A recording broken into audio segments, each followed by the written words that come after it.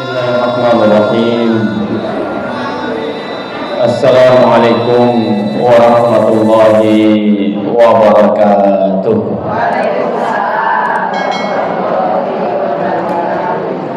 Alhamdulillahi wa kafa, wassalatu wassalamu ala rasulillahil mustafa wa ala alihi wa ashabihi ahlas sidqi wal wafa. Asyhadu an la ilaha illallah wahdahu la syarika lah wa asyhadu anna Muhammadan abduhu wa rasuluhu la nabiyya ba'dah. Allahumma salli wa sallim wa barik ala nabiyyina Muhammadin wa ala alihi wa sahbihi wa man ittaba'al huda. Usikum wa nafsi bittaqwallah. Laqad fazal muttaqun. Qala Allah ta'ala fi kitabil karim, ya ayyuhalladzina amanu taqullaha wa la tanzur nafsum ma qaddamat lighad wattaqullaha innallaha khabirun bima ta'malun. Wa qala ya ayyuhalladzina amanu taqullaha wa qulu qawlan sadidan yuslih lakum a'malakum wa yaghfir lakum dhunubakum wa man yuti'illaha wa rasulahu faqad faza fawzan 'azima. Subhanaka la ilma lana illa ma 'allamtana innaka antal alimul hakim. Allahumma akhrijna min dhulumatil wahmi wal jahli wa akrimna bi nuril fahmi waftah 'alaina bi ma'rifatil ilmi wa hassin akhlaqana bil hilmi wa sahhil lana abwaaba fadlika wa anshur 'alaina min khazaini rahmatika ya arhamar rahimin. Allahumma anfa'na bima 'allamtana wa 'allimna ma yanfa'una warzuqna uluman tanfa'una fid din wad dunya wal akhirah wa arina al-haqqa haqqan warzuqna ittiba'ah wa arina al-batila batila warzuqna ijtinabah. Allahumma ij'alna mimman yastami'una al-qawla fayattabi'una ahsanah wa adkhilna fi rahmatika ya rabbal alamin. Allahumma faqqihna fid din wa'allimna ta'wil. Rabbi shrah li sadri wa yassir li amri wahlul 'uqdatam min lisani yafqahu qawli. Amma ba'du. Bunda-bunda salihah Majelis Taklim Kurba yang insyaallah selalu dimuliakan Allah Subhanahu wa taala.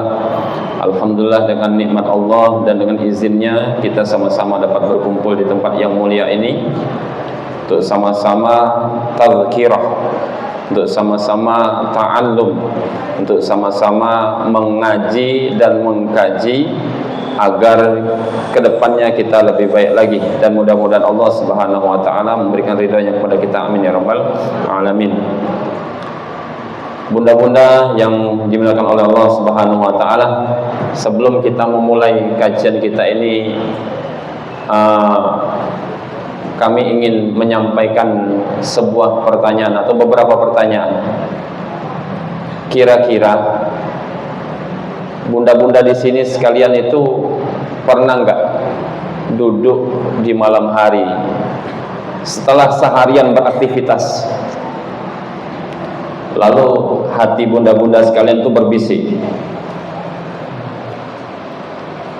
Bisikannya seperti ini, aku kan sudah masak hari ini ya, tapi kok masakanku itu nggak seenak masakan mertua. Pernah nggak kok kayak gitu? Pernah nggak? Pernah? Enggak ya? Oh, nggak pernah masak ya? Jarang masak. Mereka tumbas.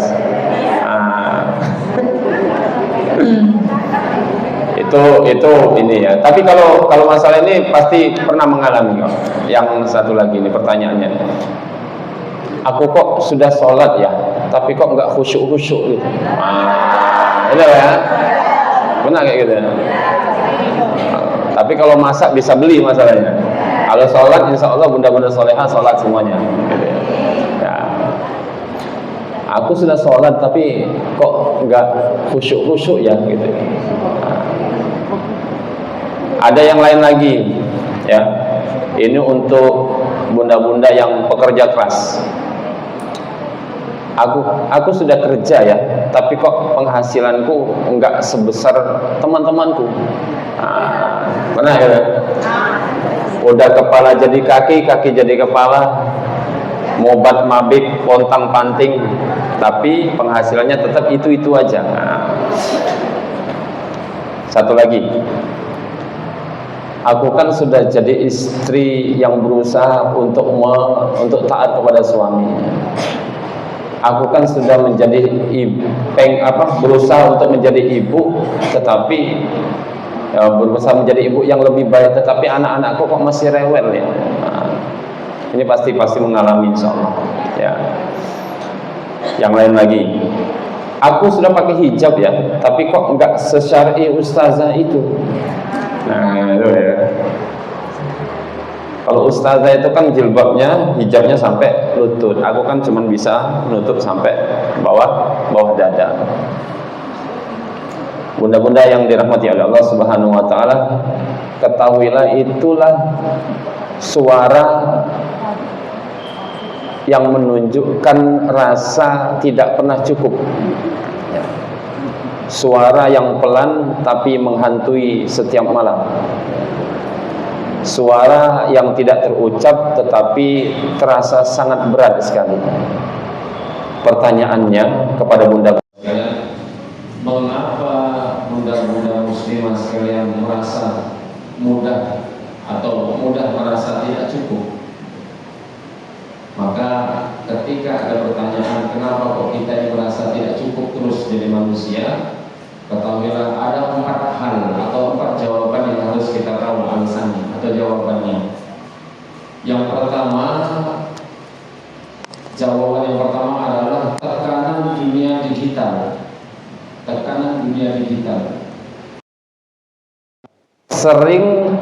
Terlalu sering melihat dunia digital. Yang kita pahami sekarang adalah media sosial. Setiap hari kita melihat muslimah yang lain itu rumahnya estetik ya, rumahnya rapi. Ketika kita melihat rumah kita sendiri berantakan. Ngelihat dindingnya itu bersih semuanya. Ketika kita lihat dinding rumah kita itu coretan anak kita semuanya ya. Di media sosial kita melihat ibu yang anaknya soleh dan solehah, nilainya bagus, wajahnya selalu senyum. Ketika kita lihat ke rumah kita sendiri, anak kita itu nakal-nakal semuanya, bikin kita teriak-teriak setiap hari. Di media sosial juga kita sering melihat istri yang masakannya viral, Bu ya. Suaminya romantis. Ketika kita pulang ke rumah, suami kita itu cemberut aja. Ada juga kita melihat wanita yang bisnisnya sukses, melihat keperawakannya, wah tubuhnya ideal. Ketika melihat tubuh kita sendiri, Masya Allah. Melihat istiqomah di dalam ibadahnya. Ketika kita lihat ke dalam diri kita sendiri, kita kok kadang-kadang males-malesan, kita kok gak bisa istiqomah dalam beramal. Ketahuilah bunda-bunda sekalian bahwasanya yang kita lihat itu adalah highlight-nya. Highlight itu apa? Highlight itu adalah sekilas saja. Bukan yang kita lihat adalah perjuangannya, bukan air matanya, bukan malam-malam beratnya ketika ia bermunajat kepada Allah Subhanahu wa taala. Proses dari awal sampai akhir yang kita lihat di media sosial itu adalah hasilnya. Ya. Maka jangan terlalu terpengaruh dengan yang namanya media sosial. Kita melihat orang itu bisnisnya sukses, kita nggak tahu di balik itu ada apa. Kita melihat anak-anaknya soleh dan soleh, kita nggak tahu yang sebelum di luar postingan itu apa. Kita melihat teman-teman kita itu masakannya kayaknya viral, suaminya romantis, tapi kita nggak tahu di luar itu ada apa. Nah, maka jawaban yang pertama yang membuat kita mengapa kita tidak selalu puas dengan diri kita, dikarenakan kita terlalu sering melihat dunia digital atau selalu melihat media sosial. Itu yang pertama. Yang kedua, jawaban yang kedua, dikarenakan tekanan lingkungan dan sosial.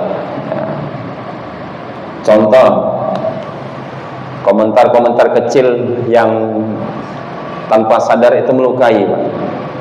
Ketika kita baru nikah, itu yang ditanyakan apa? Kapan punya anak? Kapan hamilnya? Ya. Ketika sudah punya anak, dikomentari, anaknya kok belum bisa baca. Ya. Ketika belum nikah, umurnya berapa, Mbak? 40. Ih, kok belum nikah? Ya. Itulah sosial kita sekarang. Ya. Ketika ibu-ibu sekalian menjadi wanita yang berkarir, punya kerjaan, sibuk bekerja, pasti ada yang berkomentar, kerja terus, kapan ngurusin rumahnya orang ini? Pasti ada seperti itu. Ketika ibu menjadi pengangguran atau ibu rumah tangga, pasti akan dikomentari, di rumah terus, nggak produktif sekali jadi orang. Nah, serba salah. Ya. Maka ketahuilah bunda-bunda muslimah sekalian, apapun yang kita lakukan selalu akan ada yang kurang di mata orang lain. Apapun yang kita lakukan selalu akan ada kekurangan di mata orang lain. Nah, itu jawaban kedua. Jawaban ketiga,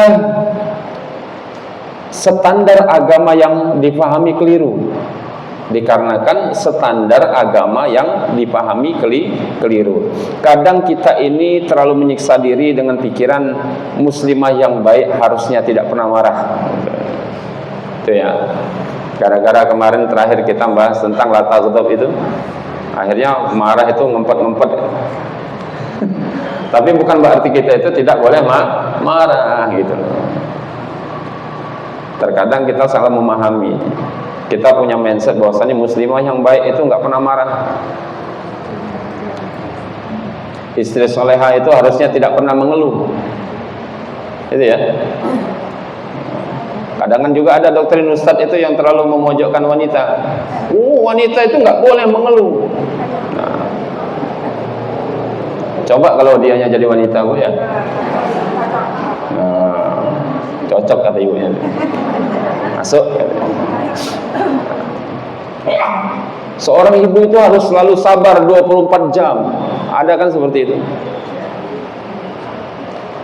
Padahal ibu-ibu sekalian, bunda-bundaku sekalian, Islam tidak mengajarkan kesempurnaan yang menyiksa. Ya. Islam mengajarkan kemudahan dan kasih sayang. Tekanan itu bisa ditimbulkan dikarenakan persepsi kita tentang agama itu agak keliru. Itu yang ketiga. Yang keempat, mematok standar diri sendiri yang terlalu tinggi. Mematok standar diri yang terlalu tinggi. Sebagian dari kita adalah musuh terbesar diri sendiri. Kita ini mudah memaafkan orang lain, akan tetapi susah untuk memaafkan diri sendiri. Gampang kita kalau memaafkan orang lain, tetapi kita susah untuk memaafkan diri sendiri. Kita terkadang melihat ke orang lain itu kelebihannya, tetapi kita melihat diri kita ini hanya kekurangannya. Ya, Bu ya. Kita nggak pernah melihat kelebihan kita itu apa. Kita hanya sekedar ingat kekurangannya saja. Memang fitrahnya wanita itu seperti itu. Dengan bapak-bapak sendiri kan terkadang yang dilihat kekurangannya toh. Kelebihannya jarang dilihat.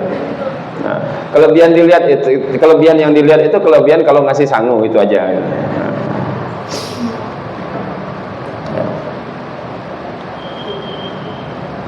Yang ketiga itu merayakan pencapaian orang lain ya. Standar diri sendiri yang terlalu tinggi itu salah satunya adalah merayakan pencapaian orang lain. Kita ini kalau teman kita itu sukses, kita rayakan. Barakallah. Wah, mudah-mudahan. Ketika kita sendiri yang mendapatkan kesuksesan tersebut, kita remehkan diri kita. Ketika kita mendapatkan sebuah pencapaian yang dianugerahkan oleh Allah Subhanahu wa taala, seakan-akan itu tidak berarti di hadapan kita.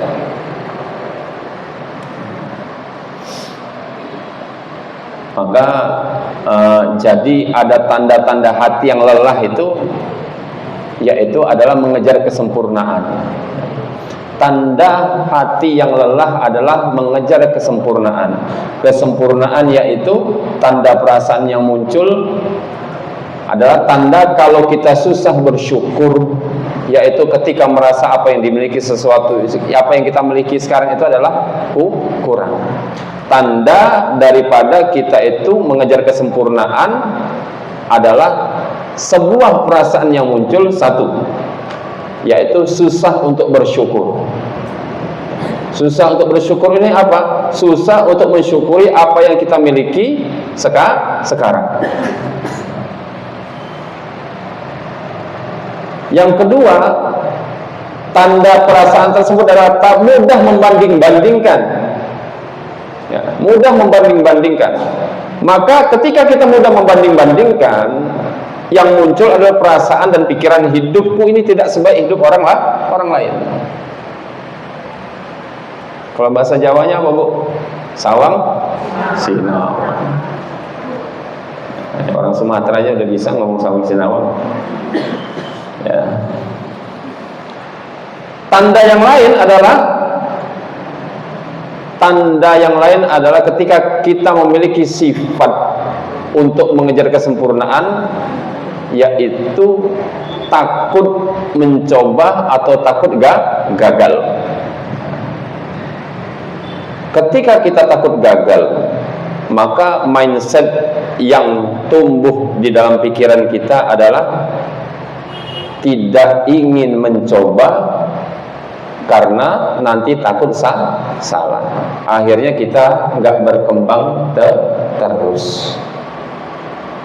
Ketika kita punya pemikiran bahwasannya kita itu tidak mau mencoba, melihat teman kita buat masakan A, kita tidak mau mencoba, takutnya nanti rasanya beda, takutnya nggak seenak dia, itu maka kita tidak pernah akan sampai kepada titik apa yang dia capai.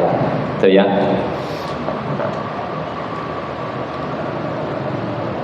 Maka ketika seseorang mengejar kesempurnaan, itu terkadang fisik kita terlihat oke, gitu kan, cuman dalamnya ambiar. Fisik kita oke, tegar, cuman ketika kita lihat di dalam hatinya itu ambiar. Ambiar itu apa? Berceceran gitu. Akhirnya kita sendiri tidak bisa menikmati proses. Yang ada pada pikiran kita adalah target. Kita nggak bisa menikmati proses. Kita hanya sekedar memikirkan target ini, dan lain sebagainya. Jadi terdapat sebuah pesan di dalam untuk hati yang lelah ini. Sebelum kita mulai kajian ini lebih dalam, ada sebuah pesan untuk bunda-bunda sekalian. Bunda sekalian tidak harus sempurna untuk layak dicintai, ya. Bunda tidak harus sempurna untuk layak bahagia, dan bunda tidak harus sempurna untuk layak mendapatkan rahmat Allah. Panjenengan hadir di tempat ini dengan segala lelahmu, adalah dengan segala kekurangan panjenengan semuanya. Itu adalah hal yang luar biasa. Tidak semuanya orang diberikan izin oleh Allah Subhanahu wa taala untuk hadir di tempat ini, ya. Dan yang penting satu lagi, ketahuilah bahwasanya Allah melihat itu semuanya. Dan ketahuilah bahwasanya Allah sudah tahu kita akan merasa seperti itu. Maka Allah Ta'ala berfirman, la yukallifullahu nafsan illa wus'aha. Allah tidak membebani seorang melainkan sesuatu dengan kesanggupannya. Kita sudah diberikan Allah kapasitas masing-masing, dan orang lain sudah diberikan kapasitasnya masing-masing. Kita tidak harus berkapasitas apa yang ada di Instagram. Kita tidak harus menjadi apa yang ada di pandangan manusia. Kita tidak harus menjadi yang dibuat standarisasi oleh tetangga kita. Tidak. Kita punya standar sendiri. Kita punya standar sendiri. Sebelum kita mulai kajian kita ini, kita memiliki standar sendiri. Maka hari ini kita akan bicara tentang bagaimana menjadi tidak berbicara bagaimana menjadi lebih sempurna, tidak, akan tetapi kita akan bicara tentang bagaimana berdamai dengan diri sendiri dan menemukan bahwasannya di mata Allah kita atau panjenengan semuanya ini sudah lebih dari cukup. Kita tidak mencari kesempurnaan ketika kajian ini hari ini, tetapi kita ingin membuat plong perasaan kita biar kita nggak ada ganjelan apa-apa, ya.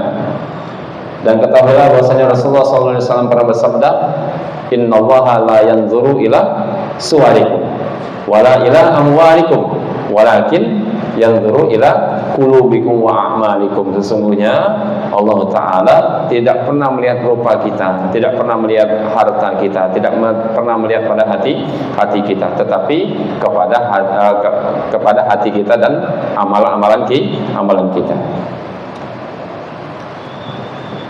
Bunda-bunda yang dirahmati oleh Allah Subhanahu wa Ta'ala, yang harus dikenali dan harus diketahui seorang muslimah ada 4 hal. Yang pertama, standar manusia dan standar Allah Subhanahu wa Ta'ala. Bunda-bunda sekalian, ketika bunda-bunda sekalian merasa gagal hari ini, itu harus dipertanyakan pada diri kita, kira-kira gagal menurut siapa? Gitu ya. Ketika bunda-bunda sekalian pernah melakukan kegagalan atau sedang mengalami kegagalan hari ini, maka tanyakan pada diri sendiri, gagal menurut siapa? Tonggo tua, morotuaku, anak-anakku, istri suamiku. Harus ditanyakan dulu seperti itu, ya.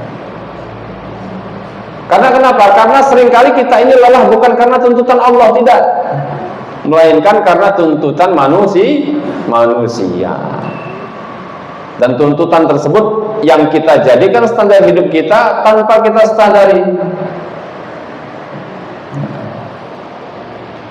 Kalau kita mau membandingkan standarnya manusia dan standar Allah, kita dapat lihat perbandingan-perbandingan ini, ya. Standar manusia sama standar Allah.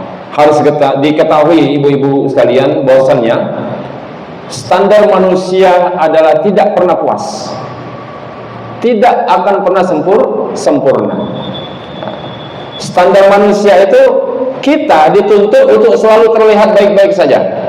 Coba kalau panjenengan itu di hadapan teman sendiri agak lemes itu, atau agak capek, apa komentarnya? Kayak mau mati aja, kayak gitu kan? Padahal kenyataannya kita tuh lelah, dan akhirnya kita tidak jujur dengan diri sendiri. Standar manusia kita itu harus sukses di waktu tertentu. Padahal mereka tidak tahu bahwasanya manusia itu memiliki waktunya sendiri. Ya, Bu ya. Manusia itu punya waktunya sendiri. Pokoknya umur 25 harus punya rumah. Umur 30 harus punya istri. Umur 35 harus punya anak. Kok ngatur?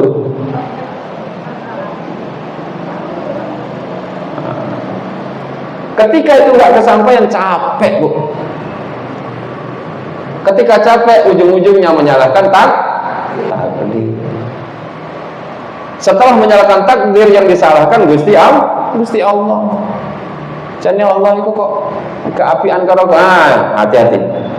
Ada pertanyaan seperti itu.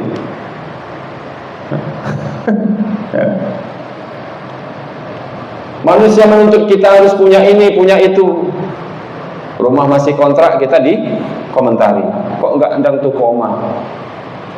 Dia yang enggak tahu kita itu sedang berjuang untuk apa, ya. Motor kita itu aja, dia tidak tahu. Komentar kok nukok nih orang. Ya, manusia seperti itu.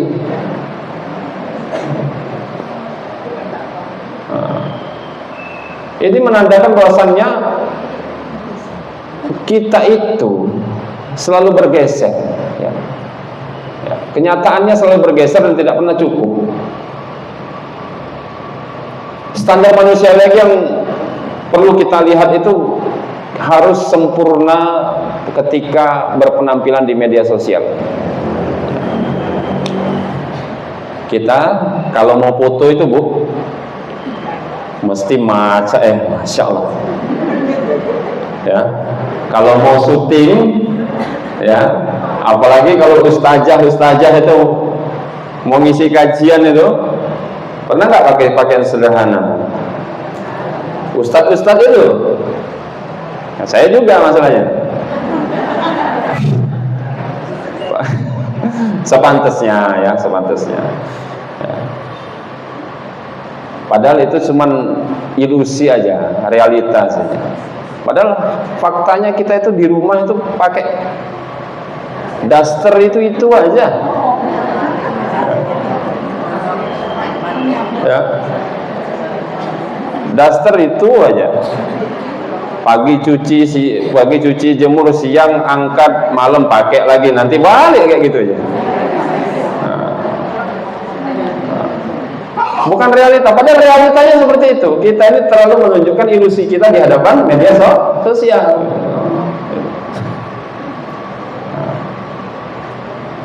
Yang hebat lagi, standar manusia itu adalah nilai seseorang adalah pencapaiannya, ya. Bukan yang dinilai prosesnya. Kita itu dihargai seseorang ketika kita sudah jadi, bukan ketika kita sedang berproses, ya. Ketika sudah jadi ustadz baru dihargai. Ketika masih jadi merbot masjid, masih ngepel, masih ini, diremehin orang, betul kan? Kadang-kadang dianggap pembantu, padahal marbut itu yang marbut itu artinya terikat, robato, marbut terikat dengan masjid. Itulah orang yang paling mulia sebenarnya. Kalau ustaz-ustaz seperti ini cuma ngomong-ngomong doang, ngomong nanti dibawain jajan, Bu, ya begitu aja, muter-muter ya. Maka ketahuilah ibu-ibu sekalian, standar manusia itu seperti garis finish yang terus bergerak, gak pernah kita sampai kepada garis tersebut, ya. Karena di mata manusia kita tidak pernah akan sempurna. Itu standar manusia. Sekarang kita ketahui standar Allah itu bagaimana. Harus diketahui bahwasannya standar Allah itu adalah penuh kasih sayang dan keadilan. Sebagaimana hadis yang kita sebutkan tadi, sesungguhnya Allah tidak pernah melihat rupa kita. Kalau Allah melihat rupa kita, maka akan ada diskriminasi di sana. Yang cantik nanti nilai pahalanya 50, yang jelek nanti potong 50%, jadi 25. Enggak adil seperti itu. Ya. Tidak melihat harta kita, tetapi Allah melihat pada hati dan amalan kita. Maka standar Allah itu pertama apa? Niat. Standar Allah itu pertama kali yang dinilai oleh Allah itu adalah niat, bukan hasil sementara. Kalau hasil itu bisa-bisa dianya berubah nanti di akhir, ya. Niatnya apa? Terus yang dilihat oleh Allah itu yang kedua adalah proses. Standar Allah itu proses, ya. Bukan pencapaian. Pencapaian itu sebenarnya kadang-kadang bonus saja. Tapi Allah selalu melihat prosesnya orang ini, sungguh-sungguhnya dilihat, niatnya ikhlas atau tidak. Ketulusannya yang dilihat oleh Allah Subhanahu wa taala adalah ketulusan, bukan penampilan semata. Kita ini terlalu sibuk dengan kulit, tetapi ketika kita menilai hati kita terkadang tidak tulus. Yang keempat, standar Allah adalah kapasitas diri sendiri, bukan kapasitas orang lain. Setiap kita memiliki kapasitas masing-masing. Jamaah berkapasitas sebagai jamaah, ustadz berkapasitas sebagai ustadz, suami berkapasitas sebagai suami, dan istri berkapasitas sebagai istri. Yang paling penting lagi standar Allah adalah istiqomah, bukan kesempurnaan sesaat. Karena kesempurnaan sesaat itu bisa jadi tidak istiqomah. Contoh ketika kita itu sedang ingat sama Allah dengan kesalahan-kesalahan kita, dengan dosa-dosa kita, kita terkadang baca Quran itu habisnya sampai 2 juz satu hari.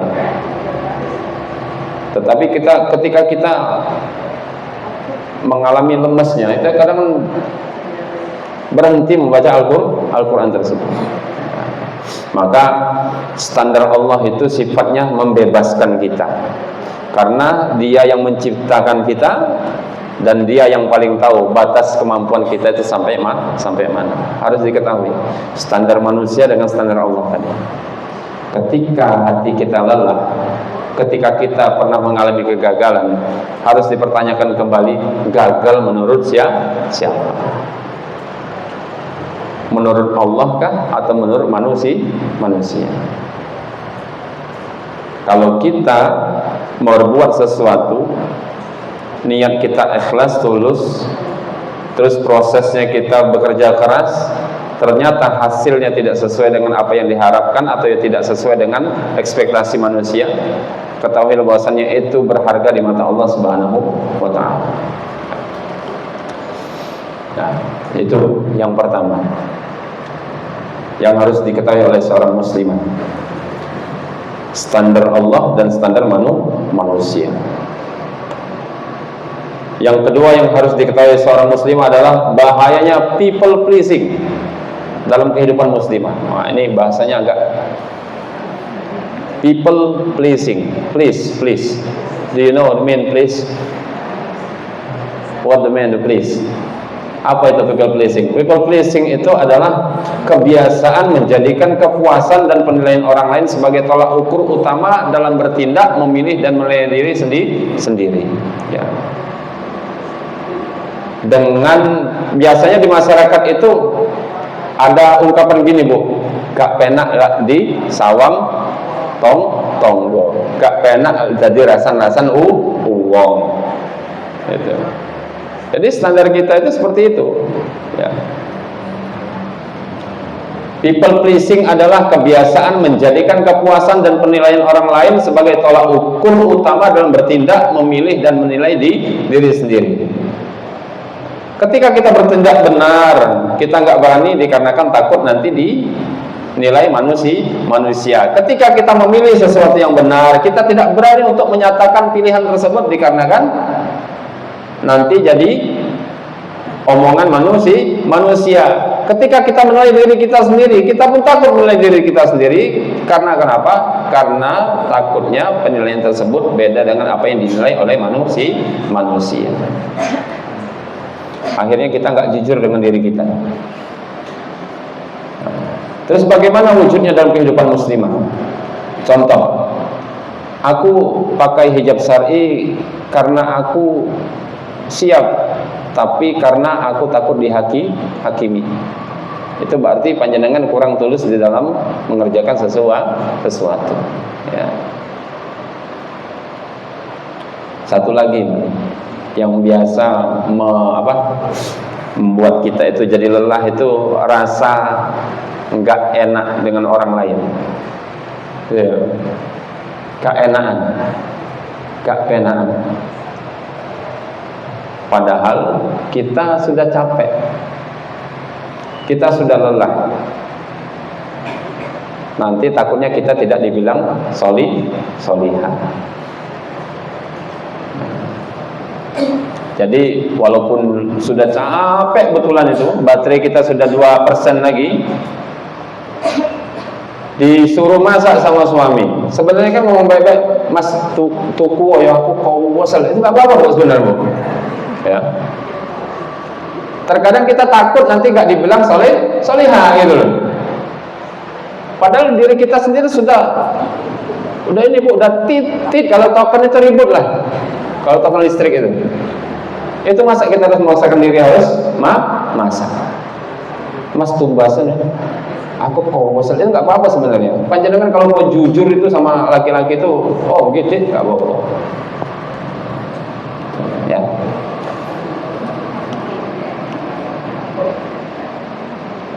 Contoh yang lain dalam kehidupan muslimah ini, terkadang aku posting sesuatu yang bernilai ibadah atau bentuknya ibadah itu agar aku diketahui sebagai orang yang rajin dalam ibadah.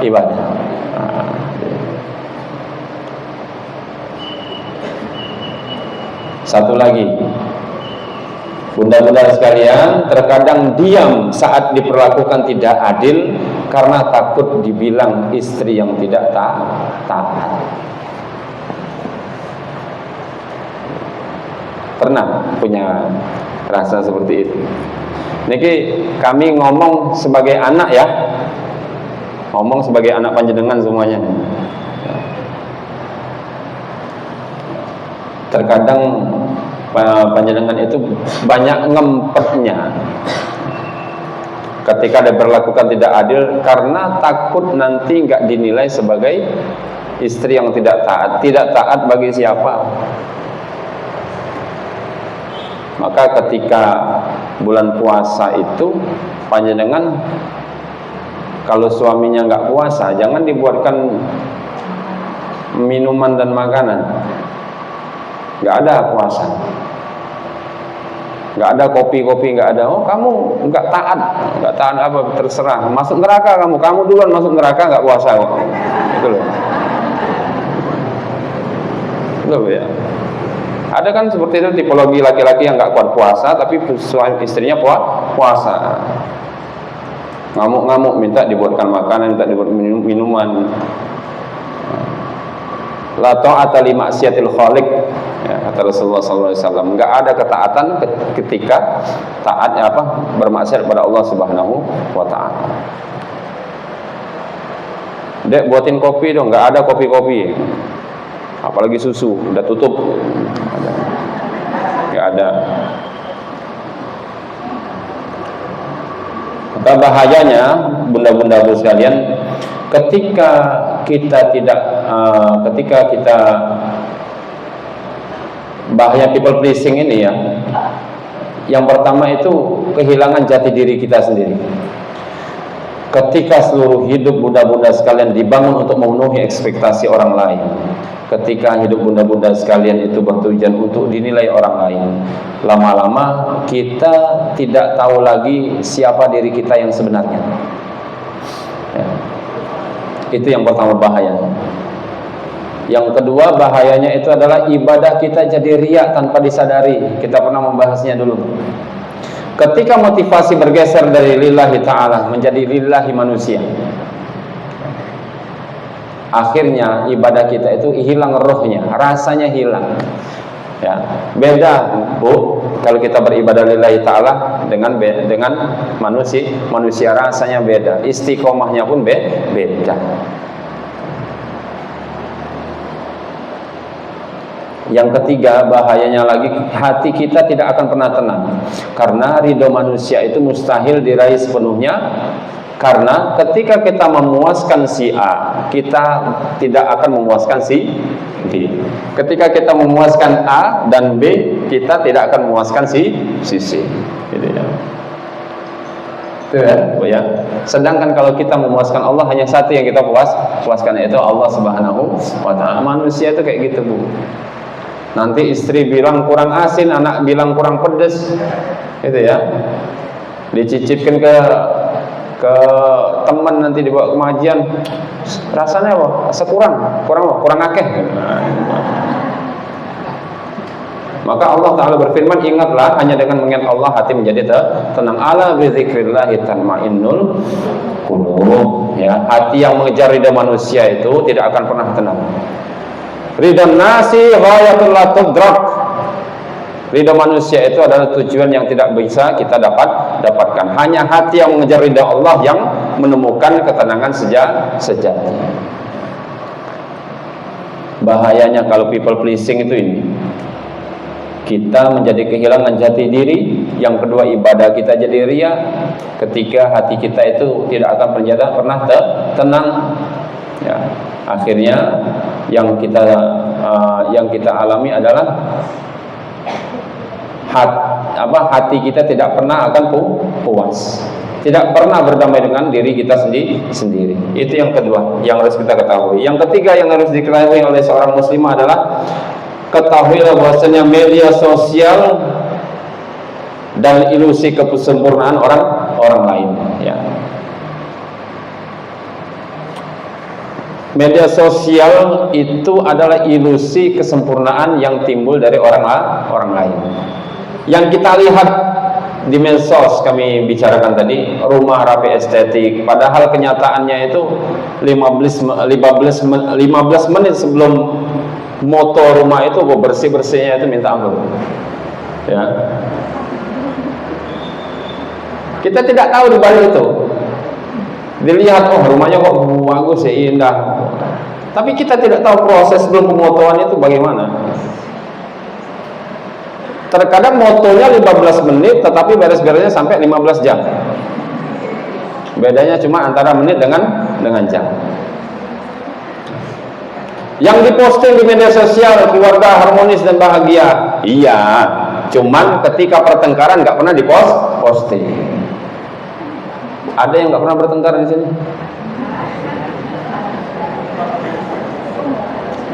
Kalau ada yang bilang saya nggak pernah, ngaku sih, ya. Ya. Sudahlah, nggak usah terlalu nggak jujur dengan keadaan real kita. Kalau kita nggak jujur, Bu, kita nggak bakalan bisa plong pikiran kita ini. Ustadz pernah, apalagi. Apalagi kita kan dulu pernah darah-darah panas juga, ini juga dan lain sebagainya, ego sama-sama. Apalagi kami dulu satu alma mater di pondok.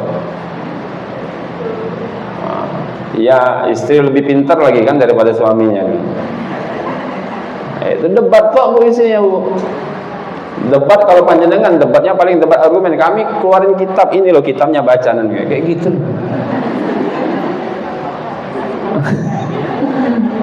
Sampai seperti itu.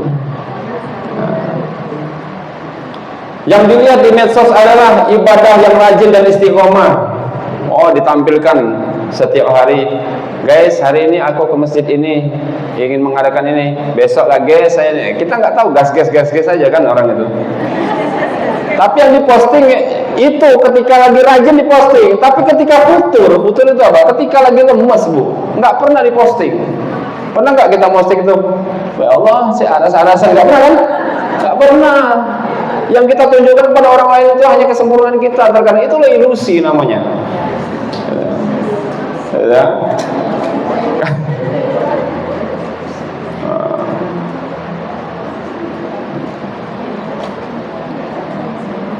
Terus yang sering kita lihat di media sosial itu adalah tubuh yang ideal, wajahnya cantik, glowing, bahasa zaman sekarang ya. Kita nggak tahu itu hakikatnya itu bagaimana. Sekarang ibu-ibu sekalian, HP ini ada kamera AI-nya, filternya Masya Allah, nggak pakai bedak pun seperti berbedak. Angel kamera, ya kan sekarang. Kurang ayo aku nih ini. Nah, sebelah kini kata ayo gini. Itu filter angel kamera. Belum lagi kalau diedit. Kan perlu kebohongan, Bu, di sini. Ya. Itu yang jadi standar kita, salah. Kita nggak tahu realitanya. Makanya kebanyakan orang itu berkenalan di media sosial, ketika ketemuan nyesel, oh Mbak Nung ini Mbak Nung, itu loh. Ya, zaman dulu ibu sama bapak nggak ada hubungan kayak gitu, ketemunya itu ya itu aja gitu, bentuknya gitu aja. Kalau zaman sekarang, Bu, dilihat fotonya profilnya ganteng, ketika dilihat, Masya Allah kok Beda seperti ini. Itu tentang tubuh ideal yang cantik, biasanya muslimah yang biasanya wahyu ya wong kuwi ya. Wah iki ya wong iki. Ketika dilihat aslinya, bakno podo ae. Podo beladu sih kadang-kadang. Ya.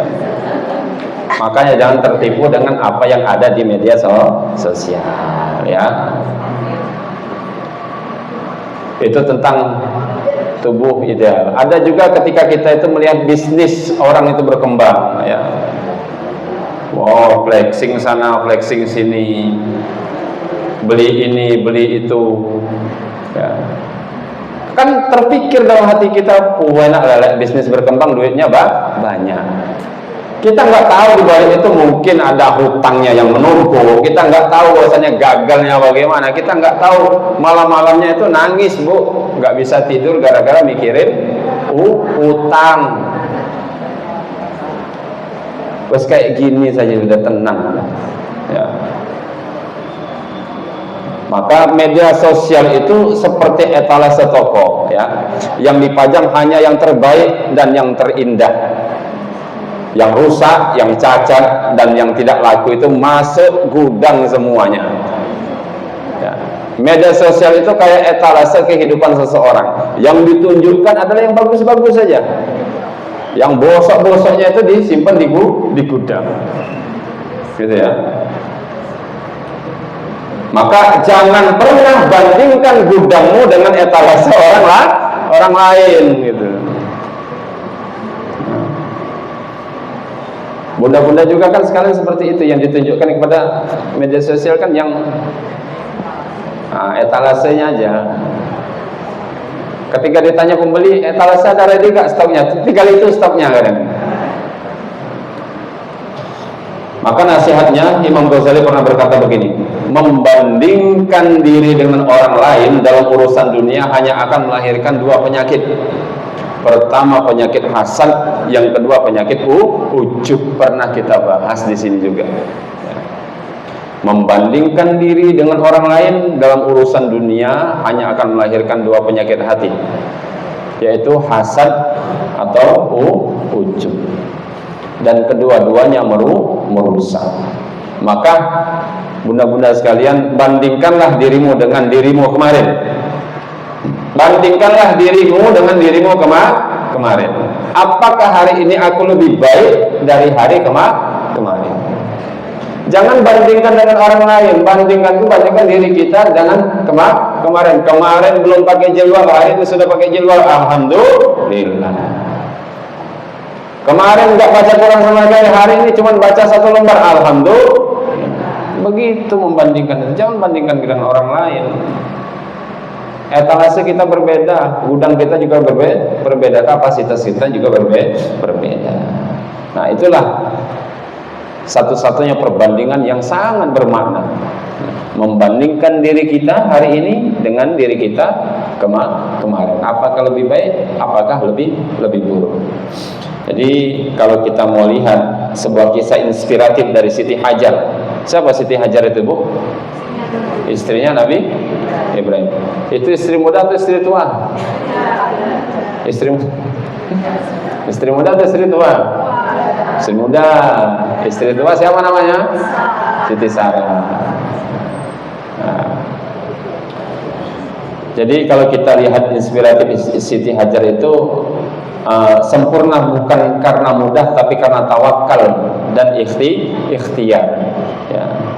Siti Hajar adalah seorang ibu yang dihadapkan pada situasi yang tidak ada seorang pun yang mau mengalaminya, apalagi yang mengalami itu ibu-ibu majelis taklim kurma. Yang pertama, ditinggalkan di padang pasir yang tandus. Nah, panjenengan nggak tandus saja nggak mau, apalagi di padang pasir yang tandus, nggak ada air sama sekali. Tanpa air, tanpa makanan. Siapa wanita yang mau ditinggal di tempat seperti itu? Iya kalau sendiri. Ini bawa anak Nabi Ismail alaihi salam menangis kehausan. Coba Bu, panjenengan yang ada air, ada makanan, anak nangis saja bingung, apalagi di padang yang tandus. Paling ujung-ujung ya Allah mati aja, udah mati gitu kan. Tapi inilah Siti Hajar, ya, sendirian, tanpa sanak keluarga, tanpa tetangga, tanpa pertolongan manusia. Apa yang beliau lakukan? Dia tidak pernah diam dalam pasrah, ya.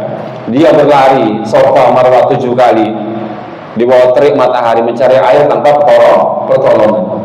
Itulah yang namanya ikhtiar. Tapi di tengah berlarinya, hatinya tidak panik, hatinya tidak putus asa, karena dia tahu suaminya meninggalkannya karena perintah Allah Subhanahu wa taala, ya.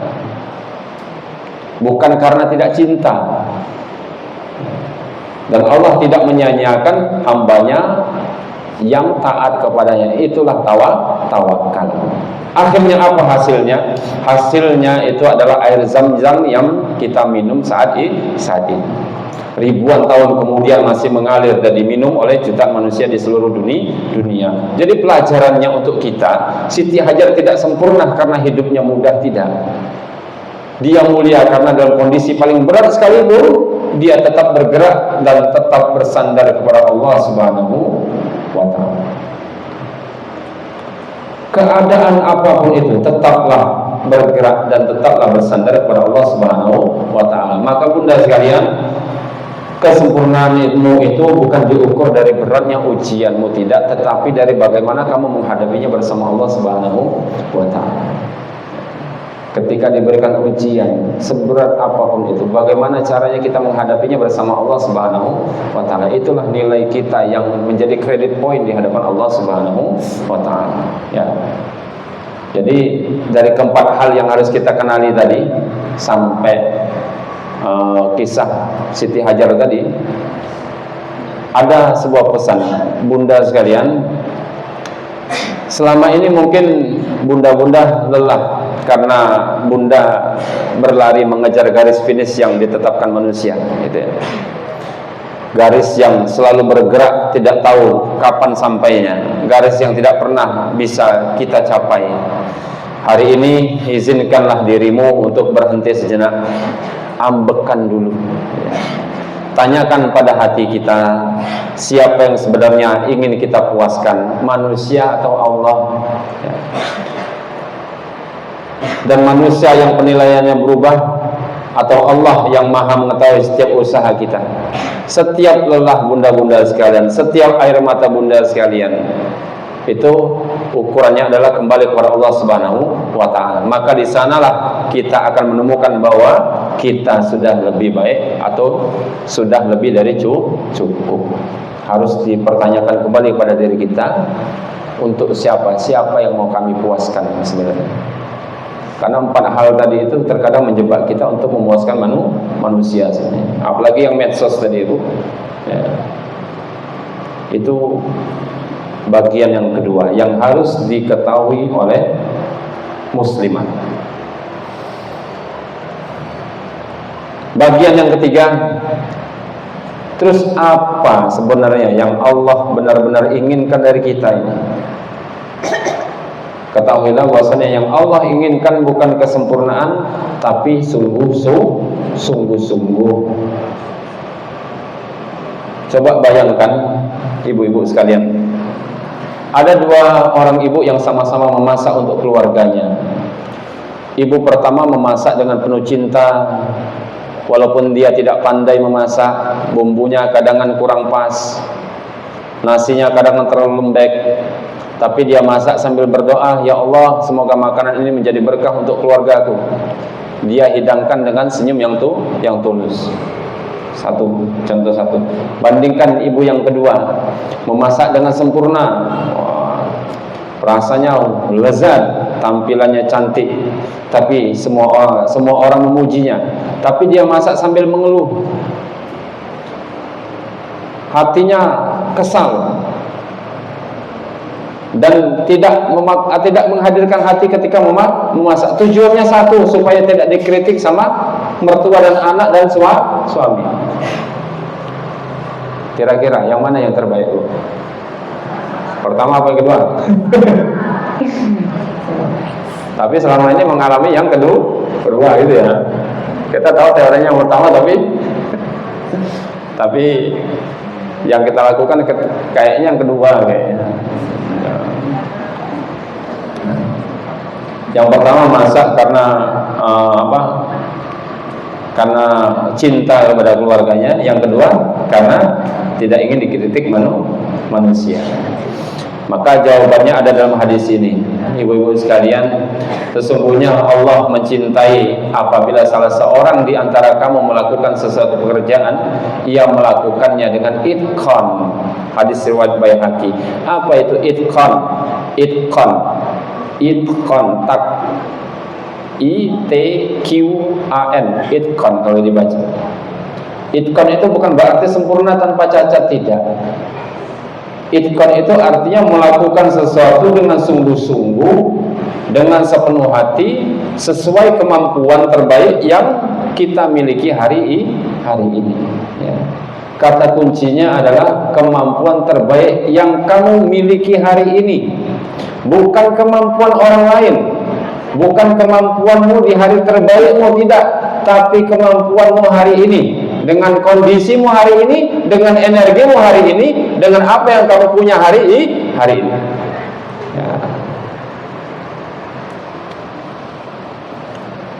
Maka ada 3 hal yang harus kita pahami di bagian ketiga ini, yaitu yang pertama, Allah melihat niat dan proses, bukan hasil semata. Ilustrasi sederhana, ada 2 santri penghafal Al-Quran. Santri A dalam 1 tahun menghafalkan 30 juz. Tapi yang menghafal karena satu ingin dipuji, ingin viral di medsos, dan ingin mendapatkan beasiswa. Santri B dalam 1 tahun baru hafal 3 juz. Namun dianya ketika memahami ayat-ayat yang berkaitan dengan surga, dia senang. Memahami tentang ayat-ayat yang berkaitan dengan neraka, ia menangis. Ketika menghafal, ia sambil berdoa karena cinta kepada Allah dan rindu bertemu dengan kalamnya. Di mata manusia, santri ini memang lebih bagus. Kita melihat anak-anak itu kalau hafal 30 juz itu wah gitu ya. 30 juz. Dan kita juz 30 aja sulit ngapalin. Apalagi bapak-bapak yang nggak pernah jadi imam, tiba-tiba nggak ada lagi imam, ngimami. Itu Al-Kafirun itu muter-muter aja, nggak ketemu langsung di nukumuliyadinnya. Qul ya ayyuhal kafirun la a'budu ma ta'budun wa la antum 'abiduna ma a'bud wa la ana 'abidun ma 'abadtum wa la antum 'abiduna ma a'bud wa la ana 'abidun ma 'abadtum wa la antum 'abidun. Gitu aja, enggak sampai-sampai lagu di kemudian ini. Karena biasa imam gitu. Belakangnya istrinya bengok, lakum dinukum.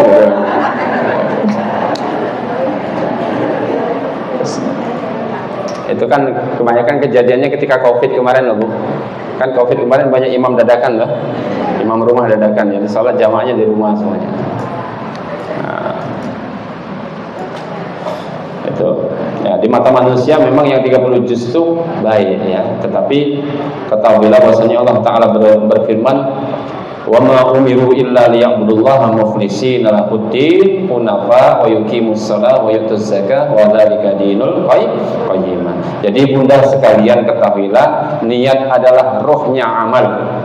Tanpa niat yang benar, maka amal sebesar apapun bisa menjadi kosong di hadapan Allah Subhanahu wa Ta'ala. Itu yang pertama yang harus kita pahami. Allah menilai niat kita dan proses, bukan hasil semata. Yang kedua, kita harus membedakan mana perfeksionis dan yang mana itu ihsan. Ya. Perfeksionis itu apa? Perfeksionis itu tuntutan bahwa segala sesuatu harus sempurna, tanpa cacat dan tanpa kesalahan. Nyiapin gelas ini, kalau ada debu sedikit aja nih, diganti ini. Ini botol ini kalau sudah ada dikit cacat aja sudah diganti. Kayak gitu tuh capek nggak Bu? Capek, melelahkan. Perfeksionis itu melelahkan. udah maca kena keringat dikit aja, terus maca diulangi lagi dari awal. Nah, itu ya. Nyetrika baju, kusut dikit aja sebelah sini yang sudah dipakai, dibuka lagi bajunya, setrika lagi, balik aja kayak gitu, nggak sudah. Ya. Maka ciri-cirinya perfeksionis itu, kalau tidak bisa sempurna, lebih baik tidak memulai sama sekali. Akhirnya kalau orang punya pemikiran perfeksionisme, ya, dianya tidak akan bisa memulai sesuatu kecuali dianya sudah sempurna. Tidak boleh berdakwah, harus benar dulu dirinya. Kapan mulainya? Nggak boleh ngajar jadi guru kecuali sudah banyak ilmunya. Padahal bisa sambil belajar. Ketika gagal langsung menyalahkan diri sendiri, habis-habisan. Wah, bodoh sekali kadang-kadang seperti itu. Menyalahkan diri sendirinya seperti itu. Tidak bisa menikmati proses karena fokus pada hasil.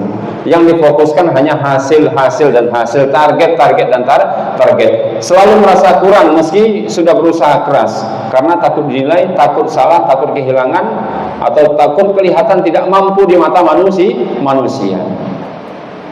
Contoh dalam kehidupan muslimah seharian, ketika kita ingin memulai ngaji rutin baca Al-Quran, ya,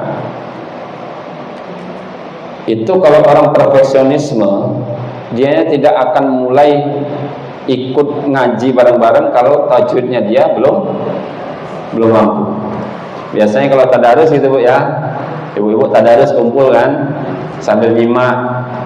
Ada yang tajwidnya belum bagus, itu terkadang ada yang minder, tajwidku belum bagus, akhirnya tidak ikut, kan nggak, nanti aja baca di rumah kalau baca gitu loh, akhirnya tidak mau ikut. Nggak mau dulu ikut kajian di kurma karena saya belum pakai baju syar'i. Itu. Insya Allah kalau di sini itu kalau nggak punya baju syar'i nanti dibelikan sama pengurusnya. Gitu. Ya. Kalau ada yang beralasan kayak gitu, ayo Mbak ikut, nggak duit baju gamis itu pokoknya. Kalau paling nggak dipinjemi. Sini nggak jadi masalah kok. Ya. Ada yang takut memulai bisnis karena takut gagal. Belum bisnis sudah takut gagal. Orang dodolan harus takut rugi. Dodolan dulu baru tahu rasanya mana rugi mana untung gitu. Ya. Terus ada juga orang itu menyalahkan diri sendirinya itu karena sholat nggak bisa khusyuk. Hati-hati ibu-ibu sekalian, ketika ibu-ibu sudah mulai dipengaruhi oleh iblis, dibisiki oleh setan, ngapain mau sholat gak khusyuk, gak usah sholat aja, itu hati-hati, bisa-bisa kita meninggalkan sholat. Maka lihat polanya itu perfeksionisme justru menghentikan kita sebelum kita mulai, menghentikan kita sebelum kita berbuat. Bisa-bisa juga ketika sudah selesai itu menyiksa kita. Hasilnya kok nggak gini ya, hasilnya kok nggak gini. Kita jarang mengucapkan alhamdulillah selesai. Kebanyakan mahasiswa yang nggak selesai skripsinya itu karena dianya perfeksionis. Sedangkan yang cepat-cepat itu, penting selesai Pak. Oh siap, saya bilang ini saya suka.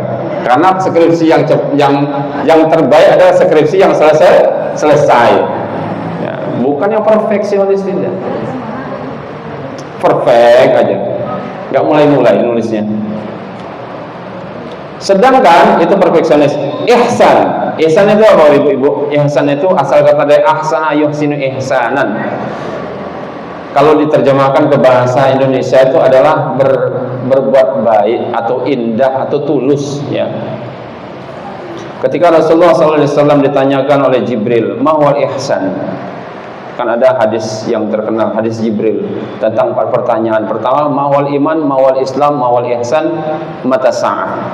Pertama, apa itu iman, apa itu Islam, apa itu ihsan. Yang ketiga, yang keempat adalah kapan terjadinya hari kiamat.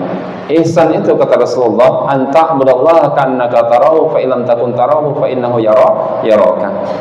Ihsan itu adalah engkau beribadah kepada Allah seolah-olah engkau melihatnya. Ketika kamu tidak melihatnya, ketahuilah bahwasanya Allah selalu melihatmu. Ya. Ihsan itu bukan tentang hasil, ibu-ibu dan sekalian. Bukan tentang yang sempurna, tidak. Ihsan adalah kehadiran hati. Ciri-cirinya mulai meski belum siap, sambil terus belajar. Mulai meski belum siap tetapi sambil belajar. Ketika gagal, bangkit lagi dan mencoba lagi dengan yang lebih baik lagi. Itu ihsan. Menikmati proses karena tahu Allah melihat setiap langkah kita, dan merasa cukup karena sudah berusaha dengan tulus. Sudah saya berusaha maksimal, doa maksimal, tapi hasilnya seperti ini, ya gimana? Ada kita itu menjalin hubungan dengan kerabat itu sudah berusaha baik, sudah berusaha ini A, B, C dan lain sebagainya, kita nggak mau jahat dengan dia, tetap putus juga. Kadang dia yang menjauh dari kita, ya sudahlah kita diamkan saja. Ada juga ketika usaha kita sudah kita rancang, planning bagus sekali, tetap rugi juga. Ya bagaimana? Masa kita harus muring-muring karena rugi? Ada Bu seperti itu Bu. Terkadang hawa nafsu kita menuntut kita untuk sempurna. Sakjane nggak iso rugi ngene iki. Padahal perhitungannya sudah, perencanaannya sudah matang, eksekusinya sudah jelas. Ternyata rugi. Mau gimana lagi? Ya. Imam Ibnu Athaillah itu mengatakan sawabikul himam la takhluqu aswarul aqdar. Kerasnya usaha seseorang itu terkadang tidak mengubah takdir. Ini berarti bukan kita itu dianjurkan untuk malas-malasan berusaha, tidak. Ini berlaku untuk ketika hasil itu sudah muncul. Ya. Ketika hasil belum muncul, kita diwajibkan untuk ikhtiar. Ya. Maka contoh dalam kehidupan ihsan itu bukan sholat yang sempurna tanpa pikiran kemana-mana. Ihsan adalah sholat yang ketika pikiranmu melayang, kamu sadar dan kamu kembalikan hatimu lagi kepada Allah, lagi dan lagi. Sholat Bu. Wah, seketanya mau masa urung tak kei garam, balikkan lagi kepada Allah. Itu ya. Wah, katanya mau jemput anak, balikkan lagi kepada Allah. Lebih baik salat pikiran kemana-mana daripada kemana-mana tidak sholat. Lebih baik salat tapi pikiran kemana-mana daripada kemana-mana tidak sholat.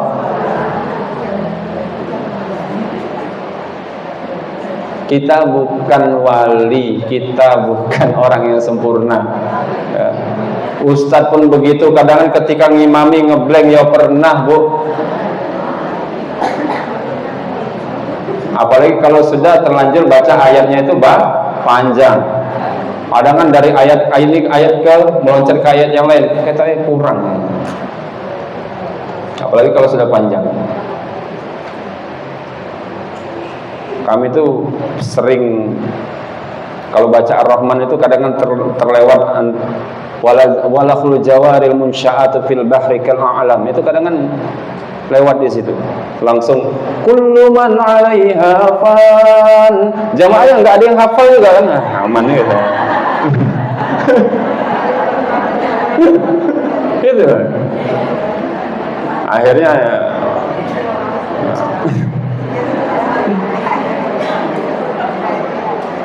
kadang ada juga yang nggak berani mengingatkan, tadi kayak kurang, iya lompat satu saya bilang.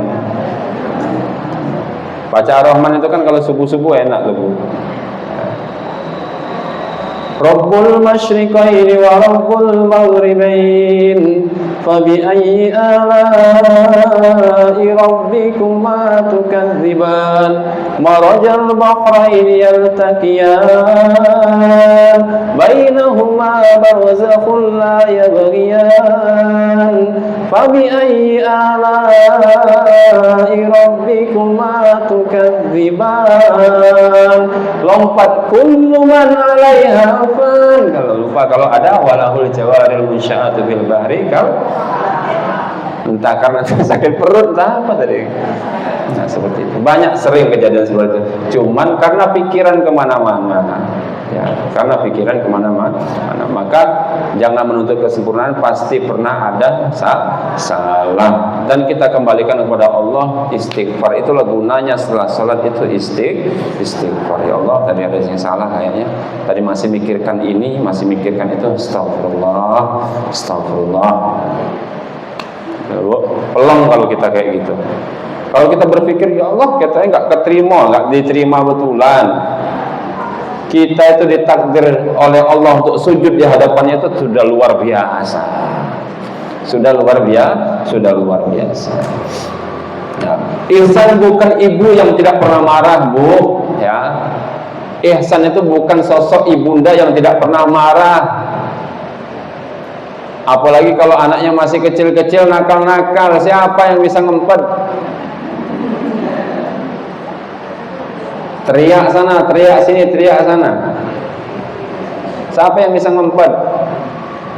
Enak aja motivator itu bilang, ibu-ibu jangan pernah. Apalagi yang ngomong, Ustadz masih muda, belum punya anak, titenono. Ya, kadang-kadang ada yang masih muda itu, anaknya cuma satu, ngomongin harus ada dengan anak itu harus titenono anakku papat. Jajal, papat cilik-cilik gitu kan. Makanya ibu-ibu ngapunten, kami ini nggak pernah mau mengajarkan 1, 2 materi, 3 materi. Pertama, parenting nggak paham saya. Yang kedua, keluarga sakinah mawaddah warahmah, nanti belum. Kalau umur udah 50 ke atas baru insya Allah berani. Haji belum, masalah orang lapor. Itu nggak mau saya. Kita yang sosial-sosial seperti ini aja. Ya. Ihsan adalah ibu yang ketika marah dia hanya istighfar. Ketika ia marah, ia tuh anaknya. Dan ia coba lagi besok, dilatih terus sampai dianya bisa menahan amarahnya tersebut. Itu ihsan, Bu, ya. Nesuh, Dok, sini Dok, ngapunten ya. Tadi mama marah, minta maaf tadi papa marah, sambil dipeluk anaknya, sambil seperti itu. Kita akui, ketika kita mau mengakui seperti itu di hadapan anak, nanti anak mengikuti kita, dia mau mengakui kesalahan. Gitu ya. Coba lagi besok ya. Ihsan bukan istri yang tidak pernah mengeluh. Ya. Ihsan adalah istri yang ketika ia lelah mengadu kepada Allah, lalu bangkit kembali dengan hati yang lebih lapang. Itu ya. Maka yang ketiga, Allah menilai kesungguhan kita bukan kesempurnaan kita. Ketika kita melihat sebuah kisah dalam sirah nabawiyah, suatu hari ada seorang wanita tua datang kepada Rasulullah SAW. Ia bukan dari keluarga terpandang, ilmunya tidak banyak, amalnya sederhana, tapi Rasulullah bersabda bahwasanya wanita itu termasuk ahli surga. Jadi para sahabat itu heran, bertanya-tanya, sebenarnya apa amal wanita ini? Kata Rasulullah, kok dia ahli surga. Ternyata satu hal yang istimewa dari beliau, dia tidak pernah tidur tanpa memaafkan semua orang yang menyakitinya. Sederhana, amalannya sederhana, enggak spektakuler, ya, enggak viral, tapi sungguh-sungguh konsisten. Sebelum tidur, Bu, dilihat dulu, aku hari ini tadi pernah disalahi sama siapa ya, pernah disakiti sama siapa ya. Ya Allah, mohon maafkan dosa-dosa orang yang pernah menyakiti hari ini. Tapi jarang seperti itu, rata-rata muangkel kayak saya tidur ini. Gitu ya. Coba, Bu, nanti malam ya, coba ya. Allah, ampuni dosa-dosa suamiku, ya. Ampuni dosa-dosa orang yang pernah menyakitiku hari ini. Setiap hari seperti itu. Insya Allah nanti ahlul jannah. Hadisnya ini. Itulah yang Allah cintai, bukan yang besar, bukan yang hebat, tetapi sesaat. Akan tetapi yang kecil namun sederhana dan dilakukan dengan sungguh-sungguh dan terus menerus. Rasulullah SAW bersabda, ahabbul a'mali ilallahi adwamuha wa in qalla. Amal yang paling dicintai oleh Allah Subhanahu wa taala itu adwamuha, yang paling dawam, wa in qalla, walaupun itu sedikit. Jadi terdapat pesan di bagian ketiga ini, bunda-bunda sekalian, Allah tidak pernah meminta kita untuk menjadi sempurna, tidak. Yang Ia minta hanya satu, yaitu bersungguh-sungguh. Salat yang khusyuk itu indah, tapi salat yang belum khusyuk namun kita terus coba untuk memperbaikinya, itu juga indah di mata Allah Subhanahu wa ta'ala. Salat yang khusyuk itu indah, tetapi salat yang belum khusyuk namun kita berusaha untuk memperbaikinya, itu juga insya Allah indah di mata Allah. Menjadi ibu yang sabar itu mulia, tapi menjadi ibu yang sering gagal sabar namun terus beristighfar dan bangkit itu juga mulia.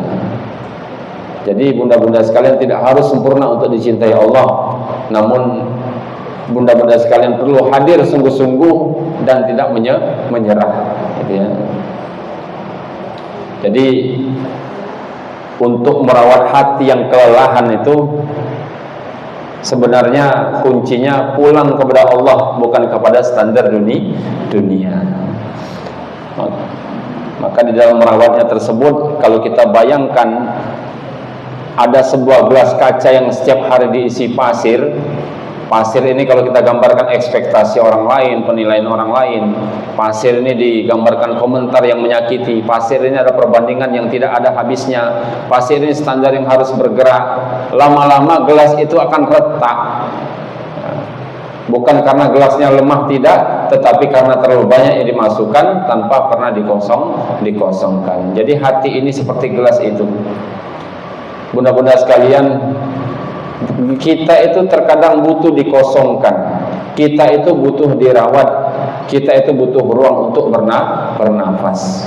Maka ada resep Qur'ani di dalam merawat hati ini. Yang pertama adalah muhasabah. Muhasabah itu bukan hanya sekedar menghitung-hitung, tidak, tetapi belajar jujur kepada diri sendiri, ya. Muhasabah itu bukan menyiksa diri kita. Muhasabah adalah duduk sejenak dengan jujur dan lembut, lalu bertanya kepada diri sendiri, hari ini aku sudah melakukan apa ya? Apa yang membani hatiku sekarang? Harus dipikirkan itu. Apakah kelelahan ini karena aku mengejar ridha Allah atau ridha manusia? Ya. Tanyakan kepada diri kita sendiri secara lembut, secara sejenak, hari ini aku sudah melakukan apa ya, baik atau buruk ya? Sebenarnya apa yang menjadi pengganjal hatiku hari ini? Apakah kelelahan ini karena aku mengejar ridha Allah atau ridha manusia? Kita tanyakan pada diri kita. Contoh praktis dalam muhasabah di malam hari, ibunda-bunda sekalian. Sebelum tidur, ambil 5 menit waktu, ya. Cukup tanyakan 3 hal ini. Hari ini aku sudah bersyukur atas apa? Tujuannya untuk melatih mata kita agar melihat nikmat Allah Subhanahu wa ta'ala. Ya, tanyakan pada diri kita, hari ini aku sudah bersyukur apa ya? Yang kedua, tanyakan pada diri kita, hari ini aku sudah meminta maaf pada siapa ya? Ini tujuannya untuk membersihkan hati dari ganjalan-ganjalan. Yang ketiga, tanyakan pada diri sendiri, hari ini aku sudah berbuat baik apa ya? Itu tujuannya untuk menghargai diri sendiri dengan adil. Jadi muhasabah yang jujur akan membantu kita melihat bahwa kita sebenarnya sudah melakukan lebih banyak kebaikan dari yang apa kita kira. Terkadang kita jarang melihat bahwasanya diri kita ini sudah berbuat baik. Yang kedua resepnya adalah berzikir kepada Allah Subhanahu wa taala. Ya. Ala bizikrillah tatmainnul qulub. Perhatikan bunda-bunda sekalian, hanya dengan mengingat Allah di dalam ayat ini. Kata-kata hanya ini spesial, ala bizikrillah, ya. Bukan dengan cara scrolling medsos, tidak. Bukan menenangkan hati itu bukan dengan cara shopping, tidak. Bukan dengan validasi diri untuk orang lain, tidak. Hanya dengan melihat Allah. Mengapa zikir itu menyembuhkan? Ketika kita berzikir, kita sedang mengatakan kepada hati kita, wahai engkau diriku, kamu tidak sendirian. Ada Allah yang maha besar bersamamu, masalahmu lebih kecil di hadapannya, dan kamu aman. Gitu ya. Contoh-contoh zikir itu apa Bu yang biasa panjenengan baca? Subhanallah walhamdulillah wa la ilaha illallah Allahu akbar la haula wa la quwwata illa billah hasbunallahu wa ni'mal wakil ni'mal maula wa ni'mal nasir. Subhanallah walhamdulillah la ilaha illallah wallahu akbar la haula wa la quwwata illa billah. Itu kan banyak kalau sekarang lagunya dijadikan lagu itu. Subhanallah walhamdulillah la ilaha illallah Allahu akbar. Cuman kan kita malah joget-joget dengar kayak gitu, bukan kita meresapi, tidak. Subhanallah itu untuk apa, Bu? Khasiatnya itu melepaskan beban kesempurnaan, bahwasanya yang maha sempurna adalah Allah Subhanahu wa taala. Sedangkan alhamdulillah itu membuka mata hati kita pada nikmat-nikmat Allah. Ketika kita mulai banyak kurang bersyukur pada Allah, kemungkinan kita kurang di dalam berzikir mengucapkan alhamdulillah. Makanya ketika zikir itu dinikmati, habis sholat itu subhanallah, subhanallah, subhanallah, sambil memikirkan bahwasannya tidak ada yang sempurna kecuali Allah Subhanahu wa ta'ala. Ketika kita berzikir alhamdulillah, bahwasannya nikmat Allah banyak sekali yang diberikan kepada kita. Bukan asal kejar 33 aja. Allah dinikmati kita. Allahu Akbar itu khasiatnya untuk mengecilkan masalah yang terasa besar. Bahwasanya yang paling besar adalah Allah Subhanahu wa taala. Masalahku masih kecil. La haula wala quwwata illa billah, itu tidak ada upaya kecuali Allah. Itu untuk agar kita melepas kontrol. Bahwasannya sesuatu itu sudah diatur oleh Allah Subhanahu wa taala. Kita pintar karena Allah yang buat, kita kaya karena Allah yang buat, kita miskin bukan karena Allah yang buat. La haula wala quwwata illa billah. Ketika kita sukses melakukan membuat masakan yang dicintai oleh suami, dicintai oleh anak, maka katakanlah alhamdulillah la haula wala quwwata illa billah. Kalau tidak dengan kekuatan Allah, pertolongan Allah, enggak bakalan jadi masakan ini, gitu ya. Hasbunallah wa ni'mal wakil, itu obat hati yang kelelahan berjuang sendiri. Mudah-mudahan sekalian, zikir terakhir ini hasbunallah wa ni'mal wakil itu adalah zikir yang dibaca oleh Nabi Ibrahim alaihissalam ketika beliau dimasukkan ke dalam api. Api pun itu menjadi dingin dikarenakan hasbunallah wa ni'mal wakil, ya. Apalagi hanya untuk mendinginkan hati yang sedang terbakar kelelahan. Insya Allah bisa. Ya. Resep yang ketiga adalah qanaah. Ada yang namanya Bu Siti qanaah di sini? Ada ya. Qanaah itu adalah seni merasa cukup. Rasulullah SAW bersabda, sungguh beruntung orang yang masuk Islam diberikan rezeki yang cukup dan Allah menjadikannya qanaah dengan apa yang diberikan kepadanya. Hadis riwayat Muslim. Jadi qanaah bukan malas atau tidak mau berusaha, tidak.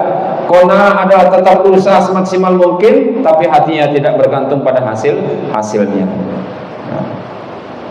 Contoh seorang petani menanam padi dengan sungguh-sungguh. Dia bajak sawahnya, dia siram, dia jaga dari hama. Tapi ketika panen tiba dan hasilnya tidak sebanyak tetangganya, dia tidak hancur. Karena dia tahu tugasnya hanyalah berusaha, hasilnya adalah urusan Allah Subhanahu wa ta'ala. Yang keempat adalah silaturahmi. Maka bunda-bunda sekalian, jangan pernah pendam masalah kita sendirian.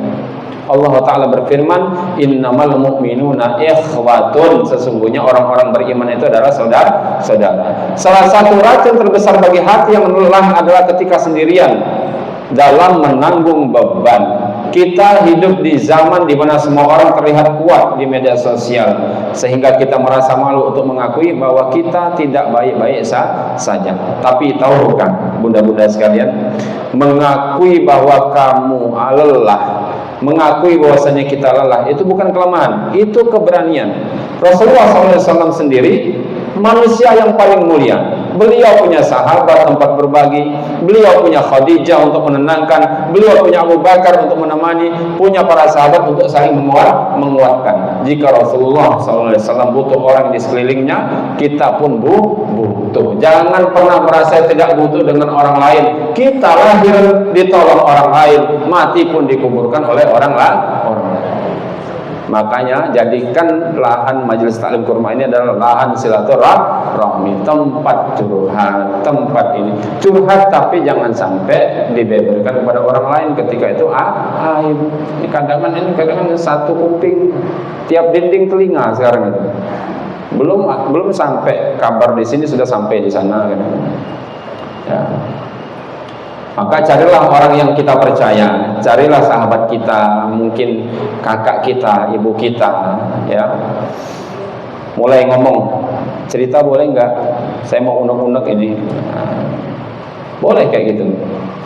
Yang kelima istirahat, yang terakhir itu adalah istirahat. Ibunda-bunda sekalian, ketahuilah bahwasannya berhenti sejenak itu sunnah bukan dosa, ya. Tahukah bunda sekalian bahwasanya Rasulullah pun beristirahat. Beliau juga qailullah. Qailullah itu apa? Istirahat siang. Beliau juga bercanda dengan keluarganya. Beliau bermain dengan cucu-cucunya. Beliau punya waktu untuk diri sendiri. Makanya sampai ke Gua Hira.